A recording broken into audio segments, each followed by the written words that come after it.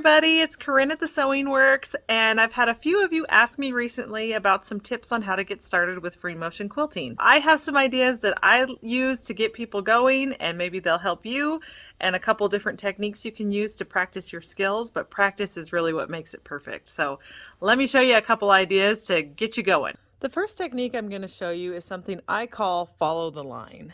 So I'm going to use this Pounce marker and this stencil to mark this design onto my white fabric and practice following it with my quilting machine.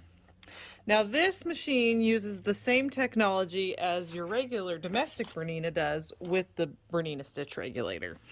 So this is a fun little diamond design. You may try to map out your path ahead of time so you know where to travel. But basically we're going to bring up the bobbin thread.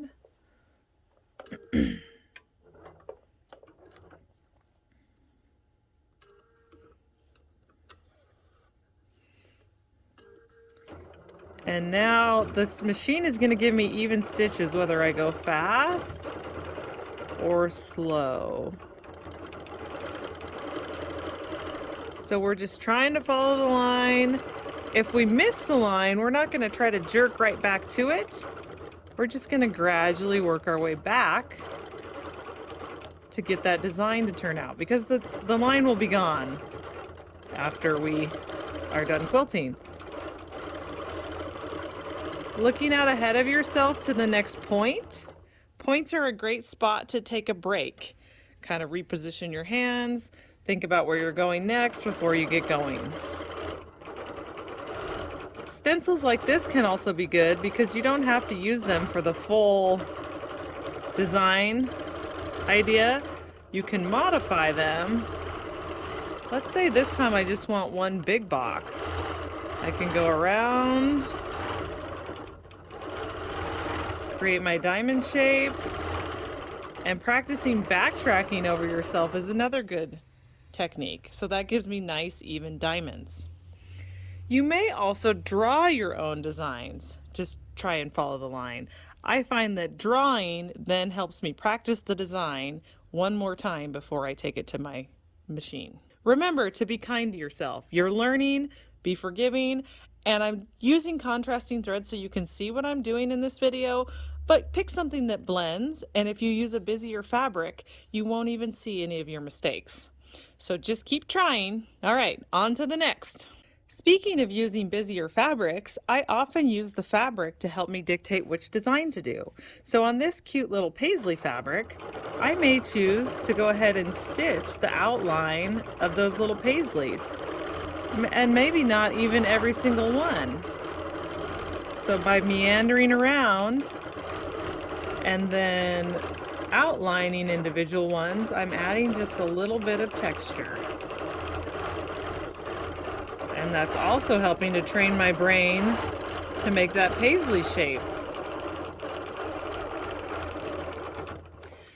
Perhaps another great fill around these paisleys would be more paisleys. Some arbitrary paisleys.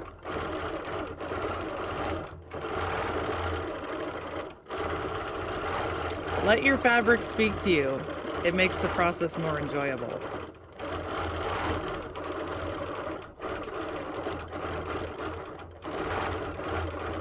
Remember, it's more about the texture than about every stitch being perfect. The next technique I'm going to show you refers to using a quilting design idea book. You can either have one that shows you step by step how to create the design, or just a picture of the design. If you just have the picture of the all over design, you'll have to figure out how to travel. This particular book kind of walks me step by step through it, and this is the Organic Free Motion Quilting Idea Book by Amanda Murphy. So I'm just going to find a square and try to replicate what she's teaching me. So making a circle, and another one back, and another one back, and then I'll travel over here.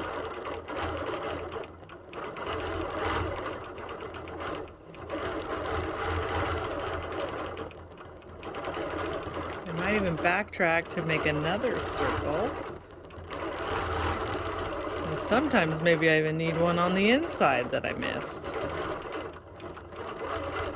And try to fill the space with these. Not working yourself into a corner, but I usually will pick a parameter that I'm trying to fill and work my way until it's full. You can save the little samples of these so you can think of, reference it for designs on your next project.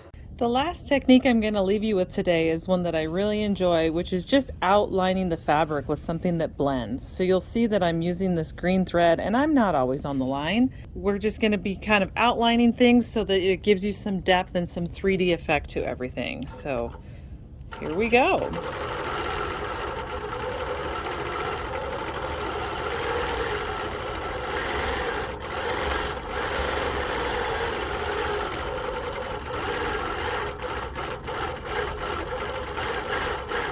Using different textures for different elements helps really make the image come to life.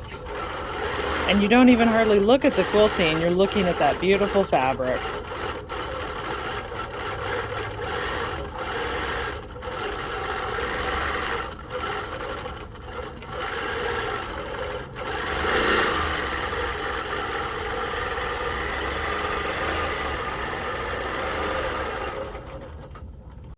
So there you have it. There's some great ideas to get you started stitching, whether it's on a scrap piece to get you practicing or whether it's on the real thing.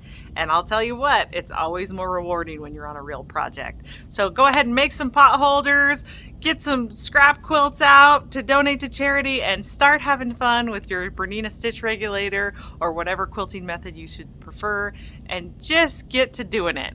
Don't be afraid, you can do it.